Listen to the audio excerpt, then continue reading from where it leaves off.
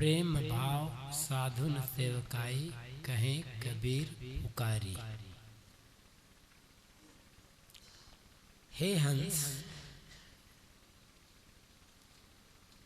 गुरुमत, गुरु का सिद्धांत, गुरु का ज्ञान इस प्रकार भारी है, वजनदार है कि जो उसको लख लेता है, समझ लेता है और जीवन में उतार लेता है, वह फिर भाव में नहीं आता। उसका आवागमन मिट जाता है। इस दुनिया में आने पर बहुत प्रकार की बेगारी करनी पड़ती है, सहन करनी पड़ती है। सदगुरु कबीर मानव मात्र को हंस कहते हैं। मानव मात्र में हंसत्व है।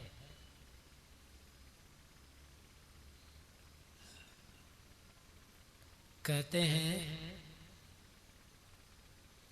कि हंस मानसरोवर झील में निवास करता है,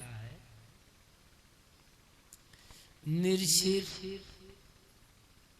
का निर्णय करता है और मोती चुगता है। मानसरोवर झील हिमालय में है, बहुत ऊंचाई पर,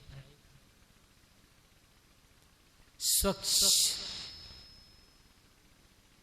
शीतल। तो बाहर है।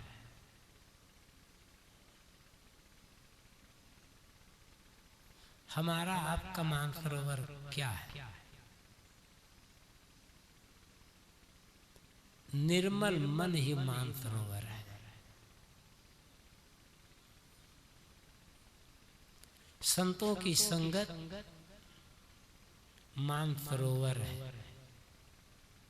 बाहर का मानसरोवर संतों की संगत। विवेक वैराग्यवान संत हैं, किसी मत के हों, किसी परंपरा के हों, उनकी संगत मानसरोवर। निर्मल जीवन, विवेक वैराग्यवान,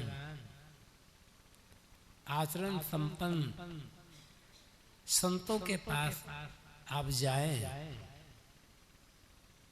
वे कुछ बोले ना, कुछ ज्ञान को उपदेश न करे, लेकिन उनके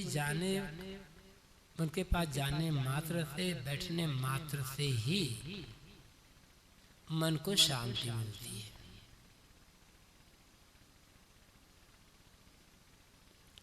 इसलिए जो भी जीवन का उत्थान चाहता है, जीवन का मर्म समझना चाहता है, स्वयं का मर्म समझना चाहता है, उसे जिंदगी भर साधु संगत का आधार लेकर रहने की आवश्यकता है। चाहे वो साधु वेशधारी हो, चाहे वो गृहस्थ हो। गृहस्थों को तो साधु संगत की आवश्यकता है, क्योंकि अनेक प्रकार के जंजाल वहां होते हैं। गृह कारज नाना जंजाला जो कहा गया है, एक हकीकत है। उलझन की जगह वहां ज्यादा होती है, उलझन के चांस ज्यादा होते हैं। तो गृहस्थों के लिए साधु संगत की महती आवश्यकता है। साथ साथ हम जैसे लोग हैं जो साधु वेश में हैं, उनको गृहस्थों से और ज्यादा आवश्यक है।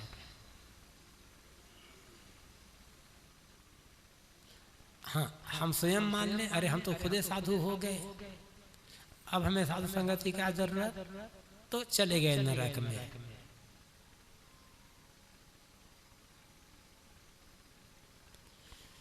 साधु संगत, साधु समाज ही साधु के लिए रक्षा कवच है। जो भी हो,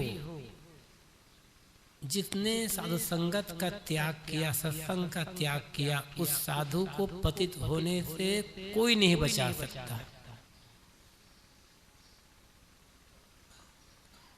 इतने दिन के साधु हैं, हम इतने प्रवक्ता हैं, ऐसे लेखक हैं, इतना हमारे पास विद्वता है, एक काम नहीं आना है।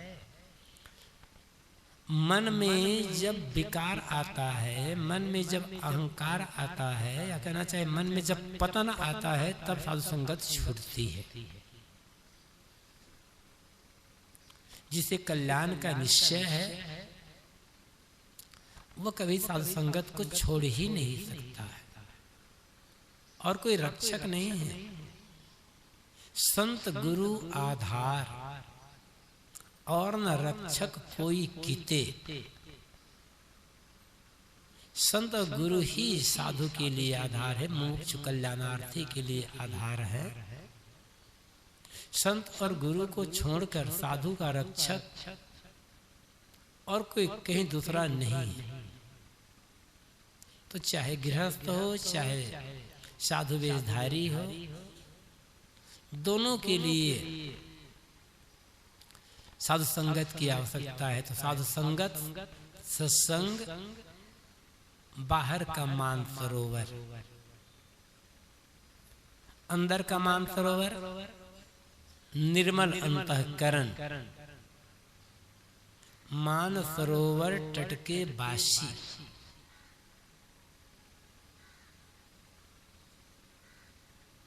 साहब ने कहा है संतों के लिए, मानसरोवर तट के बासी, मानसरोवर के निकट रहने वाले, निर्मल मन।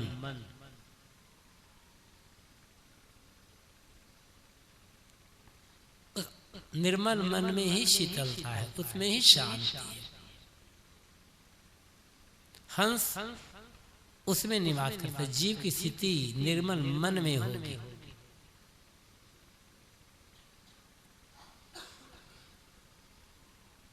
तो हंस मानसरोवर में रहता है। यहाँ बाहर की बात नहीं है, रहता होगा हंस मानसरोवर में। हमारे लिए मानसरोवर क्या है, हमें ये देखना। आप मानसरोवर झील में चले जाओ, सरकार की ओर से सहायता मिलती है, लेकिन वहां जाकर नहा लोगे कुछ होने वाला नहीं है। ठीक है, प्राकृतिक दृश्य मिलेगा, अच्छा रहेगा जाना। भीतर मानसरोवर बनाना होगा, है बना है, बस उसमें निमज्जन करना होगा। हंस निर्छिल निर्णय करता है। दूध और पानी एक में मिले हों, दूध ले लेता है, पानी छोड़ देता है, ऐसी कहावत है। हमने देखा नहीं, होता होगा, लेकिन हमारा अपना अनुभव नहीं है कि हमने हंस को ऐसा करते देखा है। ऐसी बात नहीं, सुना है, बस कहावत है, उसके आधार पर कह रहे।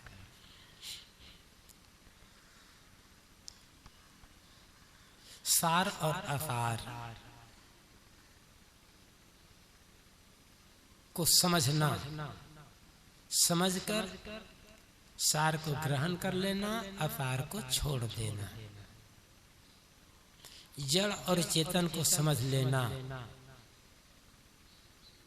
समझकर जड़ की आसक्ति, जड़ का मोह छोड़कर अपनी चेतन में अनुरक्त होना, यह निर्छिल निर्णय करना है। क्या गलत है, क्या सही है, इसकी समझ हर आदमी के पास है। क्योंकि हर आदमी हंस है, आप बगुला नहीं है, आप कौवा नहीं है। कौवा भीतर से बाहर तक काला काला काला, कालिमा से परिपूर्ण। यदि हम लोग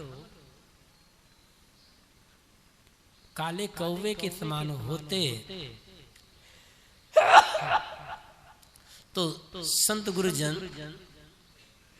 हम लोगों को सुधारने के लिए उपदेश क्यों देते हैं? कौवा कभी सफेद हो सकता है, कोयला कभी सफेद हो सकता है। हम सफेद कपड़ा पहने हैं, कारखाना में काम करने गए, खेत में काम करने गए या कहीं काम करने गए, हमारा कपड़ा गंदा हो गया। धुएं में काम करते करते काला हो गया। हमने देखा कि हमारा कपड़ा गंदा और काला हो गया है। साबुन लिए, पानी लिए, धोने लग गए तो हमारा कपड़ा फिर उज्जवल सफेद हो सकता है, क्योंकि ये मूल रूप में उज्जवल है, सफेद है। इसमें जो कालिमा लगी है, जो गंदगी लगी है, बाहर से आई हुई है। साबुन पानी के सहयोग से उस कालिमा को, गंदगी को दूर कर दिया कि कपड़ा फिर सफेद हो गया, क्योंकि मूल रूप में सफेद है ही वो, था ही वो। लेकिन कोयला को आप धोना चाहें कि कोयला काला है, चलो इसको थोड़ा धो दूं साबुन से, आप क्या विश्वास करते हो? रगड़ रगड़ कर धो धो कर आप कोयले को सफेद कर दोगे? साहब ने कहा है कि कोयला होए ना उजला 100 मन साबुन लाए। 100 मन नहीं, 1000 मन साबुन ले लो, कोयला तो काला ही, उसका स्वभाव ही वो कभी उजला नहीं होगा। तो हम आप कौवा नहीं हैं,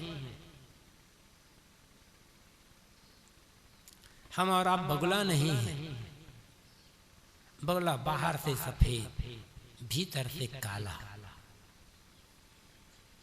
सरोवर किनारे एक पैर उठाकर बैठा रहता है, आंखें आधे बंद करके, लगता है कोई तपस्वी, लेकिन क्यों? मछली मीठा पकड़ने के लिए। ऐसे ही जो कुछ लोग होते हैं उनको कहा जाता है बगुला भगत। बाहर कुछ, भीतर कुछ, वो सुधर नहीं सकते। लेकिन हंस भूल जाता है तो हंस को बताया जा सकता है, जीव मात्र स्वरूप से शुद्ध बुद्ध निर्मल है। आपका स्वरूप ही आनंद पूर्ण है, आपका स्वरूप ही सुख पूर्ण है। लेकिन अपने स्वरूप के आनंद और सुख को न जानने के कारण आप बाहर प्राणी और पदार्थों में सुख खोजते हुए भटक रहे हैं।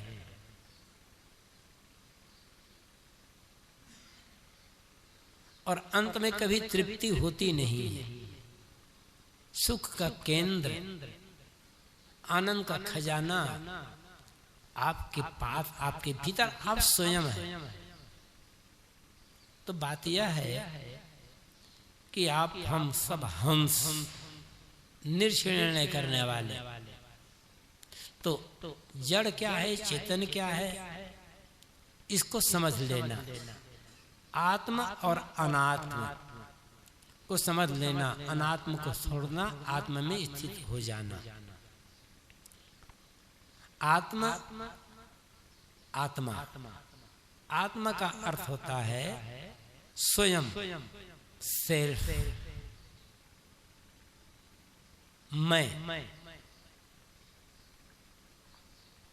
सब कुछ का त्याग किया जा सकता है, सेल्फ का त्याग कैसे होगा, स्वयं का त्याग कैसे होगा?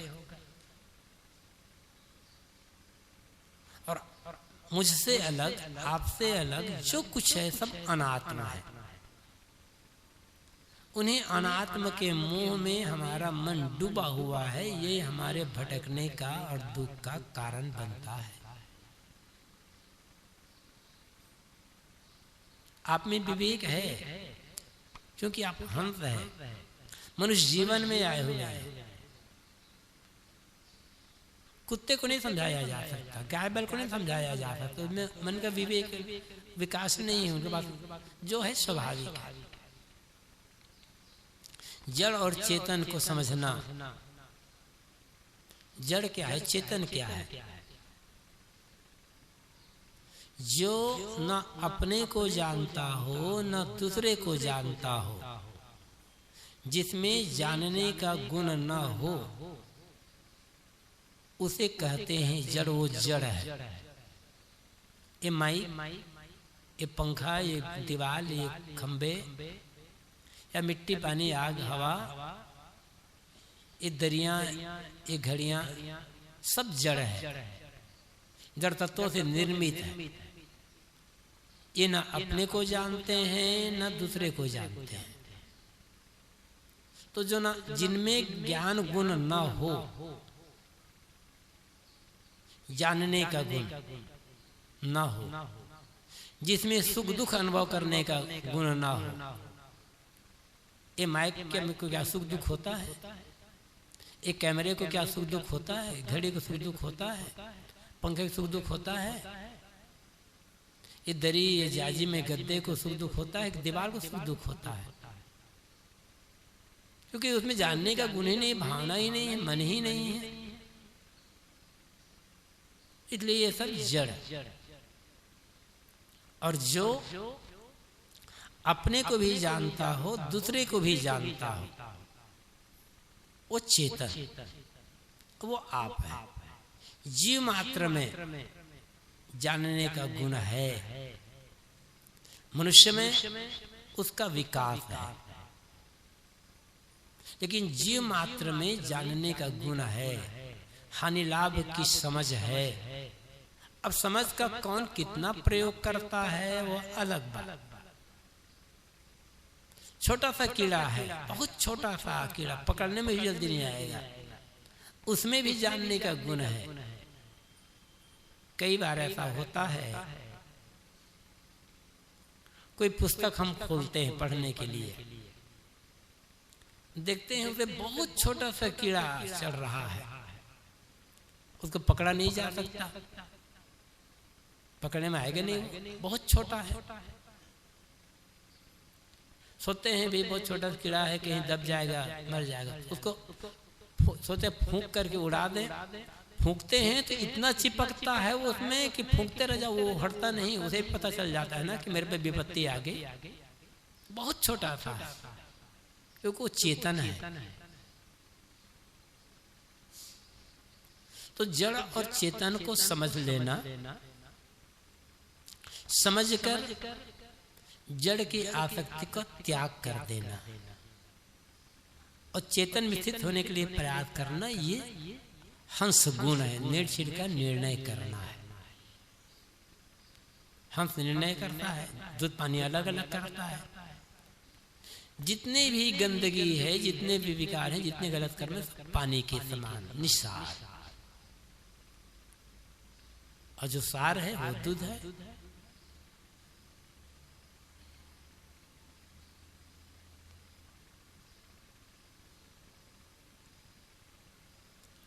अब बैठ जाओ, मोबाइल लेकर के प्रयोग नहीं करना है।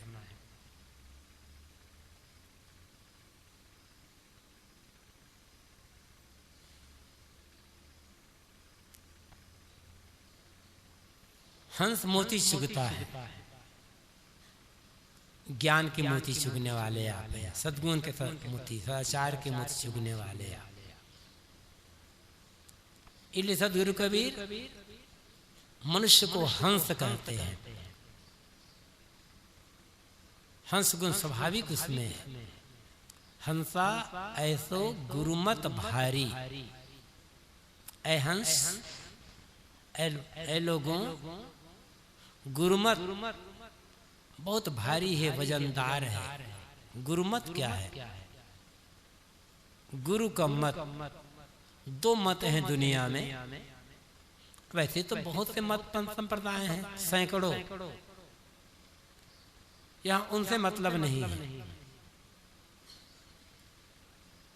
मुख्य दो मत है दुनिया में, एक गुरु मत और एक मन मत। मन के कहे में चलना, मन के पीछे पीछे दौड़ना, ये मन मत है, मन का मत। हम लोग आज तक मन के कहे में तो चलते आए हैं, मन के विकारों में, मन को उत्तेजना में तो बहते आए हैं, आज भी बह रहे हैं। मनमति, मनमति किसे कहते हैं? जो दूसरे की बात ना मानता हो, सुनता, अच्छी राय भी ना मानता हो। हम सब मनमति ही तो हैं। मनमति ना होते तो दुख क्यों भोगते? मनमति ना होते तो अशांत क्यों रहते? तो एक मन मत है, विकारों में बहते रहना, गंदगी में पड़े रहना। दूसरा गुरु मत है। गुरु मत ज्ञान का मत। गुरु का मतलब होता है ज्ञान। ज्ञान पूर्वक जीवन व्यतीत करना। गुरु के पास हम क्यों जाते हैं? गुरु हमें क्या देता है? किसी भी गुरु के पास हम इसलिए नहीं जाते कि वो बहुत धनवान है, देखने में बड़ा सुंदर है, सूरज, उसका शरीर बहुत गोरा गोरा शरीर है, वो बहुत अच्छे प्रवक्ता हैं, वे किसी बड़ी जाति में पैदा हुए हैं, इसलिए हम उसके पास नहीं जाते। उसका ज्ञान, उसका त्याग, उसका वैराग, उसके जीवन की निर्मल रहनी, इन सबको देखकर उनकी शरण में जाते हैं। तो गुरु का अर्थ है ज्ञान, विवेक, त्याग, साधना।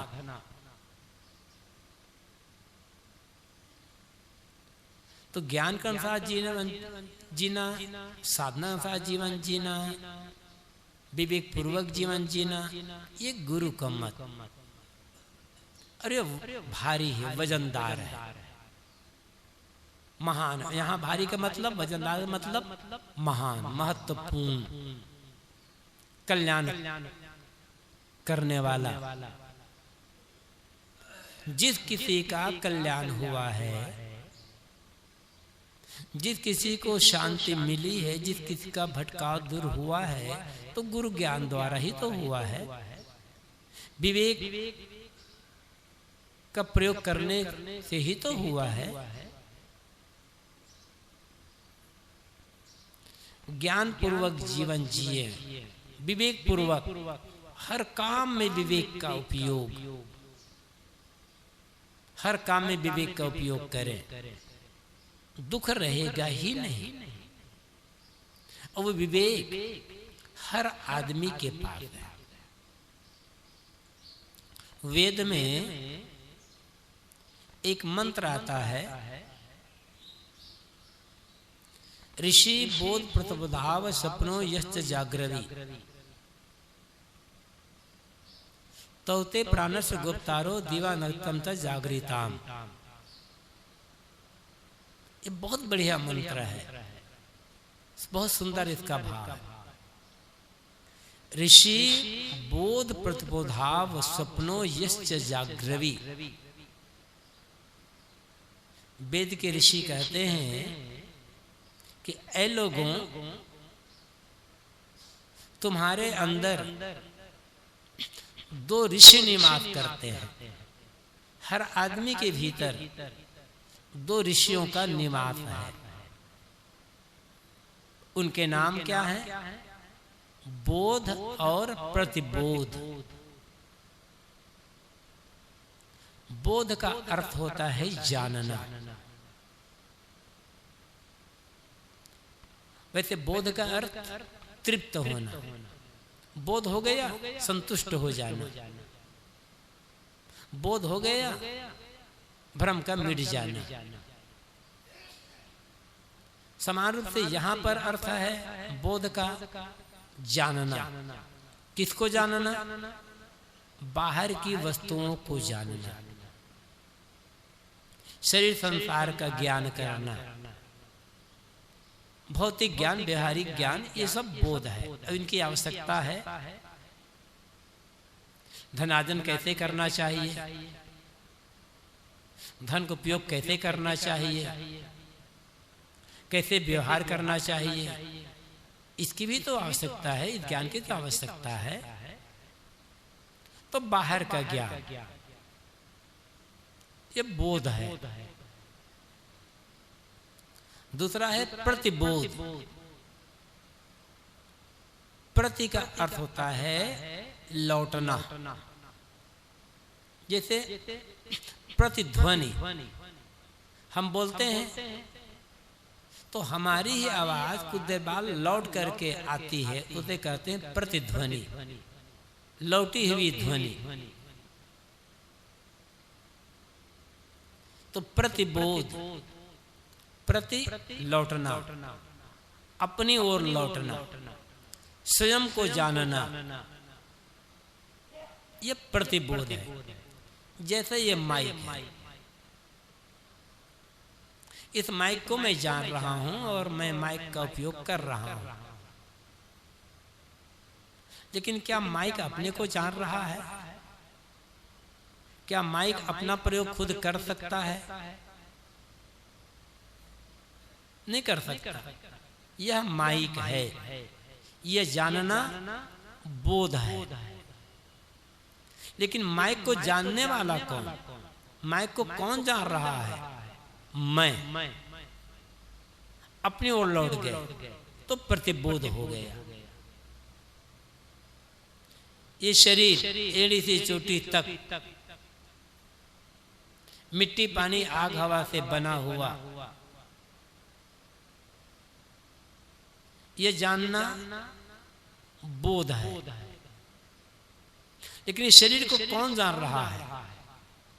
शरीर ही शरीर को जान रहा है या शरीर को जानने वाला शरीर से अलग है? इसका ज्ञान करना, वो तो मैं हूं, शरीर में रहते भी मैं शरीर से अलग हूं, यह जान लेना प्रतिबोध है। तो ऋषि बोध प्रतिबोध, बोध और प्रतिबोध नाम के दो ऋषि हर आदमी के अंदर निवास करते हैं। अंतर क्या है उनमें? स्वप्नाव बोधस, एक सोता नहीं है और दूसरा जागता रहता है। आप कहोगे जो सोता नहीं है वही तो जागता है और जो जागता नहीं है वही तो सोता है। यार इसे कहते दो ऋषि हैं, लेकिन उनमें से एक सोता नहीं है और दूसरा बराबर जागता रहता है। और ये दोनों करते क्या हैं? तौते प्राणस्य गुप्तारो दिवानक्तम च जागृताम। ये दोनों रात दिन जाग करके तुम्हारे प्राणों की रक्षा करते हैं। अब न सोना और जागना, थोड़ा इसको समझ लें। दोनों का अर्थ एक जैसा लगता है लेकिन थोड़ा अंतर है। एक सोता नहीं है, मतलब आलस्य नहीं करता, अकर्मण्य बन करके, आलसी बन करके बैठा नहीं रहता, जीवन पर्यंत कर्म तत्पर सेवा परायण रहता है। आलसी आदमी, निकम्मा आदमी, मेहनत घबराने वाला आदमी दुनिया के लिए भार है। चाहे कोई हो, जब तक अपना शरीर साथ दे रहा है तब तक कुछ न कुछ व्यवहारिक सेवा का काम करना चाहिए। इससे शरीर स्वस्थ रहता है, दूसरे को खुशी मिलती है, दूसरे का सहयोग होता है और अपना मन निर्भय रहता है। आखिर अनेक लोगों के सेवा सहयोग से हमारा जीवन चल रहा है, तो कुछ हम भी तो करें, कुछ तो दें प्रतिदान में, कुछ तो लौटाएं समाज को। तो उसके लिए सेवा जरूरत पड़ेगी, कर्म की आवश्यकता पड़ेगी। जीवन ही कर्ममय है। एक बात याद रखना होगा, जितना ज्यादा आराम उतनी जल्दी मौत। जितना ज्यादा आराम शरीर उतना ज्यादा रोगी। जल्दी मौत से बचना चाहते हैं और रोग से बचना चाहते हैं, तो जो आपकी शक्ति है, योग्यता है, उसके अनुसार से कर्मशील रहें, सेवा परायण रहें, आलसी बन करके न बैठे।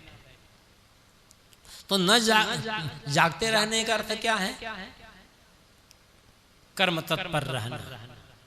आलसी, आलस्य में, प्रमाद में जीवन व्यतीत न करना। सेवा पर सेवा जो बन सके सेवा करो। तन से करो, मन से करो, वचन से करो, धन से करो, जैसे है वैसे करो। चाहे वो गृहस्थ हो, चाहे साधु हो, चाहे चेला हो, चाहे गुरु हो, नियम सबके लिए एक जैसा है।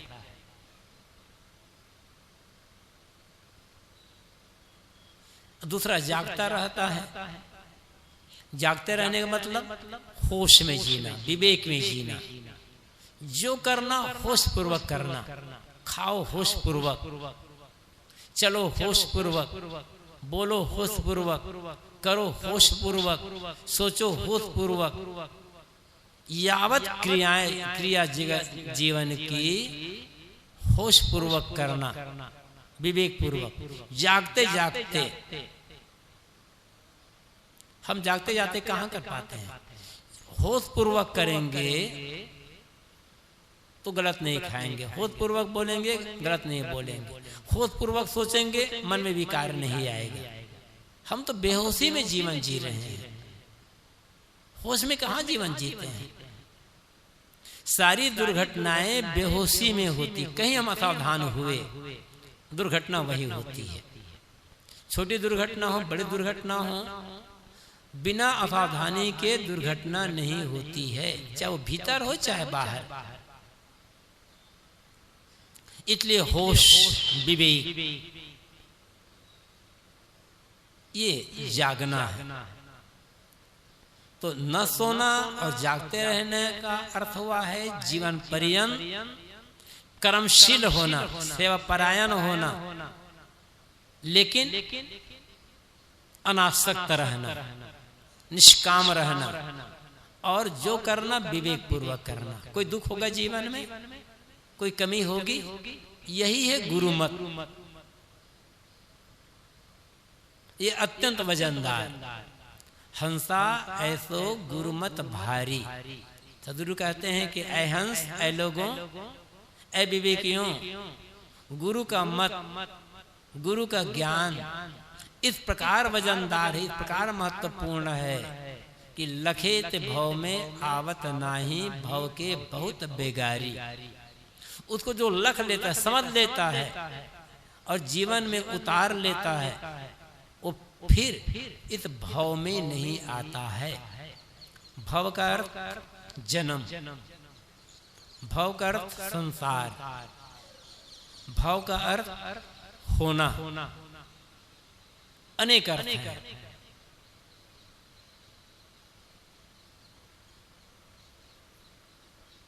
भव का अर्थ आवागमन सब है,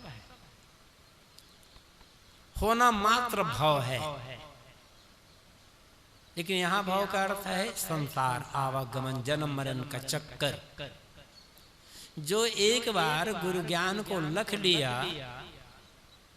गुरु ज्ञान में जीवन जीने लग गया, गुरु के ज्ञान को जीवन में उतार लिया, ढाल लिया, विवेक पूर्वक सब कुछ होने लग गया, निष्काम, फिर उसके भव में आने का कोई कारण ही नहीं रह गया। हमारी अतृप्त इच्छाएं अतिरिक्त कामनाएं वासनाएं ही हमें पकड़ करके फिर दुनिया में लाती हैं। निष्काम है, ज्ञानपूर्वक जीवन है, आना ही नहीं। और दुनिया में आए तो बेगारी सहन करना होगा। कैसे कैसे काम करना पड़ता है न चाहते हुए भी, कौन कौन सी झंझट सहना पड़ता है, कैसे कैसे उपद्रव सहन करना पड़ता है, कैसे कैसे परेशानियां आती है, सब अच्छी तरह से जानते हैं। दुनिया में आए तो दुख पाने के लिए आए हैं। गुरुदेव जी प्राय कहा करते हैं, ये समझ लो कि तुम जन्म लेकर के आए हो तो चांटा खाने के लिए आए हो। जिंदगी में तुम्हें चांटा मिलेगा, इसका मतलब नहीं है कि दूसरा आदमी चांटा मार रहा है। परेशानी, दुख। दिल्ली के तरफ एक सज्जन थे, अभी होंगे शायद, अब तो गुरुदेव जी के सरांत के बाद उधर जाना हो तो मिल नहीं पाते। गुरुदेव से मिलने के लिए आया करते थे, बड़े मस्त, पेट बहुत निकला हुआ था। गुरुदेव जी के पास आते थे तो लेट भी जाते थे। पहले तो कई पंथी विचारों से वे बहुत चिढ़ते थे, लेकिन एक बार जब दिल्ली के क्षेत्र में गुरुदेव जी का कार्यक्रम हुआ, पहला प्रवचन सुना। एक प्रवचन सुनते ही वो गुरुदेव जी के मुरीद बन गए, प्रशंसक, शिष्य जैसा बन गए। फिर तो आसपास जब भी हो तो गुरुदेव के प्रवचन सुना करते थे। वो कहते थे, महाराज वो एक मंदिर में पड़े रहते थे, ऐसे लेटे रहते हैं, कुछ करते रहते। किसी के यहाँ बच्चा पैदा हुआ, आदमी को खुशी होती है, तो कहता था कोई किसी के यहाँ बच्चा पैदा होता है और वो मिठाई लाता है, लड्डू लाता है, लो भाई हमारा बच्चा पैदा हुआ है, मिठाई खा, लड्डू खा लो। उसी लड्डू लेकर के उसको मारता हूँ, बेवकूफ, एक जीव को कष्ट में डालने के लिए पैदा करे दुनिया में और खुशी मना रहा है। तो दुनिया में जन्म लेकर के आए, मतलब हम चांटा खाने के लिए आए। और को क्या मिल रहा है आज तक? परेशानी, उलझन, कष्ट, अशांति, पीड़ा, दुख, झंझट, के अलावा कुछ मिल रहा है ज्यादा? यही तो पूंजी है। ये नहीं सहन करना चाहते, नहीं झेलना चाहते हैं। सदगुरु कहते हैं, गुरु के मत को लखो, गुरु के विचार, गुरु के सिद्धांत, गुरु के ज्ञान को समझो और समझ करके उसे जीवन में उतारो। जो भी गुरु मत को लख लेगा, गुरु विचार को समझ लेगा, फिर से भाव में आना नहीं होगा। आगे जन्म की बात छोड़ दो। यदि सचमुच में हमारा जीवन विवेक पूर्वक व्यतीत हो रहा है, हम जो कर रहे हैं विवेक पूर्वक कर रहे हैं, और विवेक पूर्वक करते हुए सबसे निष्काम अनासक्त हो गए, आज ही हम दुख मुक्त हैं, आगे जो होगा होगा। यही रास्ता है। तो पहली बात यह, आप सब अपने को कमजोर न माने, दिनहीन न माने। आप कौवा नहीं हैं, आप बगुला नहीं, आप हंस हैं। निर्थिर विवेक की स्वाभाविक शक्ति आप में है। आप ज्ञान स्वरूप हैं। अपने वास्तविक स्वरूप को समझना है और समझ करके व्यवहार में लाना है। बस जीते जी मुक्त, जीते जी मुक्ति का आनंद लिया जा सकता है। और उसी का प्रयोग करने के लिए हमारे ये ध्यान साधना का प्रशिक्षण है।